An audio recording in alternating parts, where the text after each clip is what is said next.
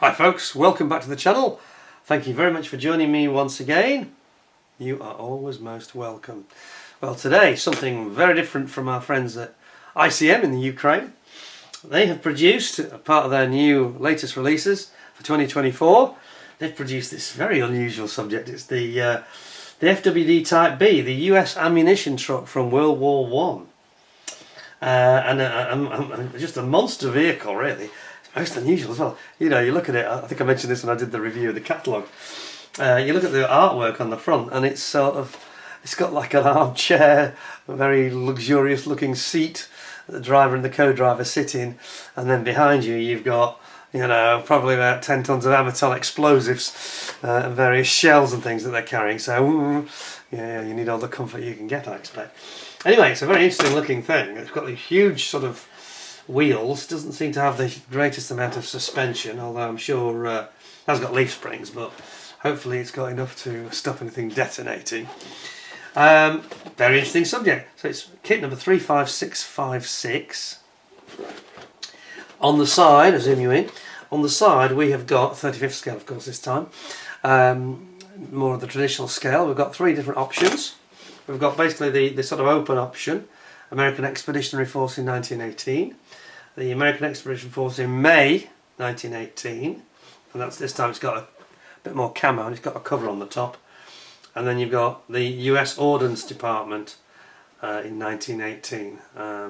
Whether that's toward the end of the war, at the end of the war, I'm not quite sure, but a very, very unusual vehicle. And of course this is the US doughboys arrived in sort of late 17, early 18, I think, and they really helped to swing the balance because, of course, the war had become a bit of a stalemate, completely ground to a halt.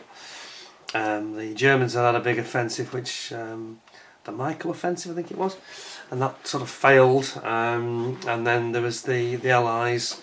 When the Americans came in, they had the attack at Amiens, the Battle of Amiens, which was successful and started to move things forward, and that's when the sort of German side collapsed, and then there was the armistice in November 1918. Anyway, as I mentioned before, very helpfully our friends at ICM have started to put this like a vignette backing to where they're putting their data on the side and the writing, so you can read it a lot better these days. And it says American FWD model. Does that actually mean front wheel drive or four wheel drive? I think it's four wheel drive. Is a version of an ammunition and equipment transporter. It's a highly detailed copy of the original metal body for ammunition, including the vehicle's equipment such as portable lights and chance tool. Chance tool. I think they mean digging tools. Possible to assemble the model with or without the canvas. And the kit includes three different markings. So let's take a look. Something very different. And certainly very interesting. I saw this and I thought, not my normal sort of thing. All the more reason to have a look at it, I think. So thank you to ICM for providing it for review. Let's see if I can get in. Whoops. Not too well here. How to practice. Right then. Let's hope I have more luck in putting it back in the box at the end, because I had difficulties with that German six-wheeler staff car. Off camera, when I'd finished shooting the video, I had even more. It did not want to go back in its box.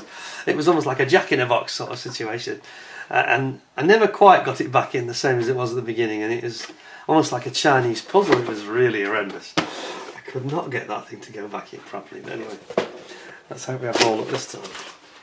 Okay, so one big bag, sprues, nice history write-up, which I always enjoy. So let's have a look at that.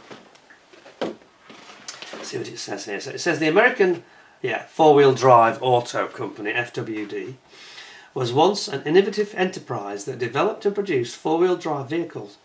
One of these was the 3-ton four-wheel drive truck Type B, which had a classic hoodless layout with the driver's position above the engine compartment. So the engine is actually literally beneath the driver. The driver was located directly on the hood of the four-cylinder engine with a capacity of 36 horsepower. The radiator was located out in front of the cabin.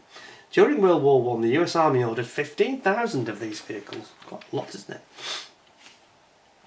Known as the Truck 3-ton Model 1917. At the same time, the US Ordnance Department developed a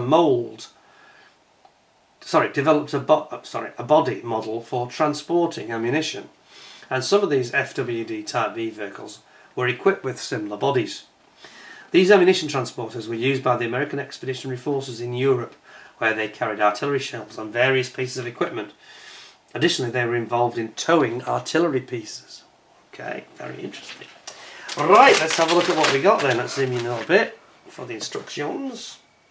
Nice bit of write-up there. Like a bit of data. It's telling you to get the ICM paint set 3051, dedicated paint set for it. Look, we have just got our decals, which have just dropped out. So a quick look at these, because there aren't many of them. US Ordnance Department, and then just a code number really, and that's kind of it really. It doesn't even have a registration number as such. It has a military registration number, it doesn't have a conventional registration plate. So that's that. That's inside. And we will have a look at this. Now then. So obviously because of the variants, there's obviously various versions of this. Several of these different types of cover it looks like you're not going to use because they're blanked out. So there's quite a lot of, you need to pay attention to which version you're going to do. On the Sprue map and then on the F it looks like you use all that one. So, starts off as they often do with building up your chassis. There's a spare wheel to go on the back with the look of it. So you're building up the chassis rail with the leaf spring for your suspension. There's like an inner rail and an outer rail for the chassis. So it's like a box section almost, isn't it? Attaching the other side over here. And then obviously this is a weighty thing at 3 tons. It's quite small at the end of the day. Think of it like a great big Range Rover or something like that, or a big Bentley, that sort of weight. Attaching in all the parts to your exhausts, going in onto the fitting into the chassis. All the various leaf springs going in here, and you've got your drive train that's going to come in with your transaxle. Quite a chunky looking drive mechanism, which obviously is going to be, has this strange interlinking. I think that's the suspension, isn't it? Because it does look very odd. It's quite hard to get your head around actually how it works. So yeah, it's some sort of a suspension where I think it's to give it additional springing. They've got these torsion bars, that's what they are, the torsion bars. Probably to try and help dampen out some of the actual load. And you've got these massive wheels and very thin tyres, low profile tyres. These great big steel wheels. Got your big FWD emblazoned radiator. And then you have got your engine complete with these sort of cylinders are actually visible, interestingly. You've got like a lower engine and an upper engine, because this would be overhead valve, of course. Early days of engines, of course. And yeah, it's quite an exposed sort of design of engine, really. And that gets fitted onto your chassis here, just behind the radiator. Then you've got your exhaust system coming in here.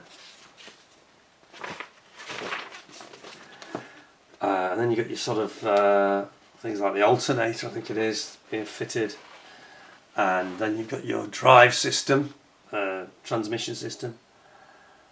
So you've got the transmission drives on the same side. The drive down the centre, it's sort of offset to the right. Yeah, okay. It's very unusual, isn't it, to my eye, anyway. Then we've got sort of running boards coming in, and we've got the outer running boards for the crew to jump on. We've got the floor where we get your pedals for your controls for the driver. Then you've got the sort of bulkhead area that's going to go around the engine and sort of box it in. It's most most conventional designs, isn't it? So you're boxing in this engine, which is going to go basically be dropped in later on. You got your cooling fan for your radiator, fuel tanks, and you've got your rather attractive looking seat to go in there, steering wheel and steering column here. That's going in. Then you're putting in the seat, dropping in the huge fuel tank just behind, which looks very rather dangerously positioned, but anyway. So you've got a fuel tank directly behind you and the engine directly beneath you. It's not going to be quite or comfortable or smell good, is it, really? And then this whole assembly, of course, just gets dropped on top of the engine, this whole cover. Then you've got your lights going in here. You've got a stowage box on the side. Lights being fitted there. Then you've got your actual stowage compartment, the actual sort of flatbed area at the back, which can carry all the ammunition. You've got support. You've got the sides and the back going together to form the box section. You've got these like girders underneath to reinforce it. And then you've got various elements going on the side, things like lights and stowage bins. Tools like axes and hatchets going on the side. Lamps. Quite a few holes you need to drill here, looks like. And then of course you've got this optional canvas cover going on the top, which I think will look really cool actually. The canvas cover, you can really weather that and make it look really sort of old and a bit knackered, you know, perhaps a bit faded. And then this whole thing sort of, strange the way it shows, it sort of tips onto the side. How very odd. The whole assembly goes on the side, and there's a few fixings just to make sure the top and bottom are located together. Fixings on the chassis. Then you've got various components down the side, part of the suspension and the running gear. Again, you've got the fixings on the opposite side. What an amazing looking vehicle it really is. That's absolutely incredible. Look at that. What a thing. What a thing. And then at the end you've got your colour call-outs. So we've got Expeditionary Force, that's sort of a khaki green, olivey green colour. And then you've got this sort of full-on camo version, which looks quite nice actually. I like that one. And then again you've got a khaki green with the canvas cover over. It is actually a different colour. It does look like khaki on the top, and more like olive green underneath. Well, what a bizarre thing, yeah? It looks so alien to me. Some of the components, I'm trying to call them out, and it's quite hard because you're thinking, is that actually part of the drive system, or is that the suspension? Because it's a very unusual design, I have to say. But there we go. Let's have a look at the plastic. See what we think of it. Let's hope I can get this. This looks a bit more conventional. I think this will go back in the bag okay at the end. Not like that, as I say, that jacket box we had, the German World War II six-wheel truck staff car. That was a nightmare. I tried about 8 different times, different ways of packing it, and none of them really were perfect, you know. Anyway, let's have a look at this. Oh, look at this. You've got the canvas cover. Oh, they've done this really well. It's got a real character to it. Look at this. I like this. So here's your sort of flatbed area where my hand is, where my thumb is. So that's the flooring of the flatbed area, and you've got your sides here, and then you've got your canvas side here. It's got some nice sort of creasing to it, and then you've got the top here. So that's the canvas sort of roof, as though it were. I think there's 2 versions. There's one that's like a pointy one. Yeah, there is. There's a rounded one like that, and on the next Sprue you'll see there's a pointy version, more like a tent. And again, you can see all the canvas sort of ruching and rippling in the canvas. Isn't that nice? Here you've got those running board areas. Sorry, that's actually the that's the cover. Sorry, for the engine with the louvers for cooling. I've moulded this really brilliantly. Now this is a brand new tool. I should have explained that at the beginning. This kit is. This is 100% 2024 new tool, so this is not a reissue or anything like that. It is brand new, and you can sort of see, because on that 6-wheeler staff car, just one or two hints that it wasn't from the latest tech of moulding, but this, on the other hand, is the opposite. It's absolutely bang up to date, and you can see it. ICM's latest stuff is mighty impressive. Look at this. Again, this is this sort of tent roof style that I mentioned, which is the other option for the stowage compartment. Look at the ruching and the creasing in the roof. Isn't that good? That is amazing. Then you've got your chassis rails here with your leaf springs built in. At one end anyway. And you've got your various tools, trenching tools, spades. You've got hatchet there, look at that, an axe. You've got a full-on pickaxe over here. And then you've got the sort of compartment, the actual side walls of the major storage compartment there. And here you've got your wheels, which are mighty impressive. Okay, so I like that one. That's a nice sprue. And again, you know, it's got the latest. You can see it's got the latest moulding techniques. It's really sharp, absolutely flawless. That is. The back wall with a door, all little bolts in it. You know. Very nice. This will make an interesting diorama, I think. And then over here we have got our many suspension components. And these parts of this you've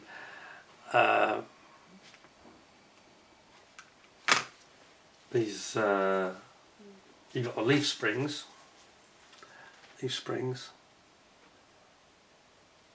yeah, and then you've got these drive shafts, and then these are the torsion bars I was talking about. Torsion bars, part of the suspension system, most unusual the way they've done it. Like an early design of torsion bar, trying to reduce the flex front to rear, that is. You've got a steering wheel here, little drive belts, the fan, I think that is, cooling fan. The cooling fan itself is over here. Lots of little components, and there's no flash visible here at all. Some tiny parts, look at these.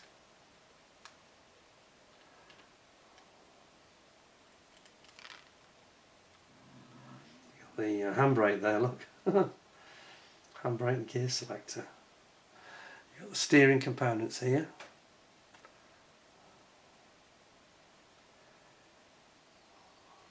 I love the way they've done these drive shafts. Like a universal joint on them, you know. Those are really cool. Then you've got your headlights, which are like jam jars, aren't they, basically? Incredible.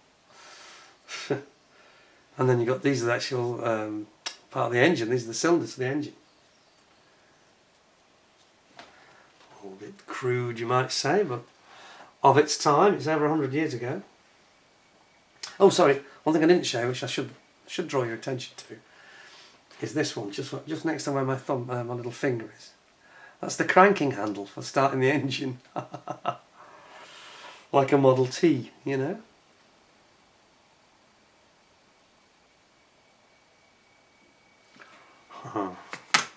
Cool, like it. Now then.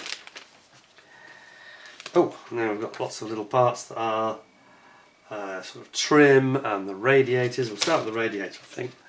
I think that's very nice. Look at that. FWD, look, isn't that nicely done? That's the back of the radiator. You got your fuel tank here, just next to it. And then we've got the various sort of bits of trim and the covers that go on the part of the engine compartment. So the running board area here fits like acts as a mudguard as well. The mounting here for the actual radiator itself. Again, very crude looking, isn't it? Incredible. Absolutely brilliant. Such detail. Some sort of handrails there. Gosh, there's quite a lot of rails, isn't there, actually? This is like the hoop effect for the cover when you have the rounded top cover. And then, last but not least, of the grey parts, you get this lovely sofa chair that the driver and the co-driver are going to sit on, with its sort of diamond pattern leather. It looks absolutely incredible. And then down here you can see this is the back of it, with the studded ruched back leather. Absolutely brilliant. And that's the sides. These two are actually the sides here. Then we have various parts of the transmission. We've got one of the drive shafts there. Lots of components here that are from the lower chassis. We've got the whole of the other side of the chassis there complete with a leaf spring. And then you've got your engine here. Basic engine and sump. And then you've got the parts of the upper engine. And then here you've got your big drive shafts connecting the front and the rear driven wheels. And then here, these are actually the tyres and the outer wheel rim. So that's the rim is the bit that's got the bolts on it. And outside of that is actually tyre. They're very low profile, like sports car tyres, aren't they? Incredible. Astonishing, really. Wow. Well, it's very impressive, and it's certainly very, very different, isn't it? Nice to see something that you've never seen before, basically. Certainly something new to me, that is. And the only other part that I haven't covered, which is really by the by, really, that is... I might scratch it. Pop this in between them.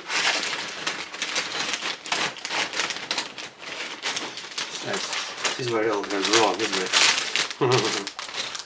Guaranteed to go wrong if I do that. Right, there we go, we got it. All sorted, no problem at all. Well, it's gone in proper this time. There's just some little headlamp lenses, they're tiny, so we won't bother about those. Well, I've got to say that I am mighty impressed with that. When I first saw them announce it last year, end of last year, I thought, really? What's the appeal of that? But now seeing it in the flesh, they've executed it really, really well. And it just looks a fascinating subject. You know, something that you won't have done before. I think they've got some American figures, World War I figures, either out or coming out. So if you put it with some of those, you'd have an absolutely brilliant diorama, wouldn't you? You know, perhaps as a sort of a loading some ammunition into the back of it. It would be absolutely brilliant. I'm very impressed with that. I'm going to give that... Anything I didn't like about it? Maybe just that some of the instructions could have been a bit clearer in descriptiveness. I'm going to give it 9.5 out of 10 because I think it deserves it. It's a really nice kit. So nicely executed. The moulding is perfect. There's no flash, no nastiness, nothing, you know. It shows that it's the latest released kit. Right up to date. And something I think you'd enjoy, something different. You can go to town with the weather in and it'd be great fun, that. Absolutely brilliant. 9.5 out of 10 is where I'm at. Thank you very much, ICM, for providing that. I enjoyed that one. Something very different, very different. Hope you enjoyed it as well. Hope you found that interesting. Stay tuned because we've got plenty more stuff coming up. If you haven't subscribed already, please subscribe. Don't forget to give me 10 out of 10 with a thumbs up, please. They all count. And stay tuned because we'll be having lots more interesting items coming up in the very near future. Of course, I'm starting to build this Mosquito, which will be having updates certainly every month. We'll have, at the very least, we'll have a monthly update. And it'll start in March, probably end of March, I think. And the end of every month. I'll try and have my monthly mosquito update. I'll show you the progress and some of the photos of what I've done. And in the meantime, there'll be more amazing things coming from ICM. So stay tuned. Until next time then. Thanks very much for all your time. Look after yourself, stay well, stay safe. Until next time, thanks a lot, and bye for now.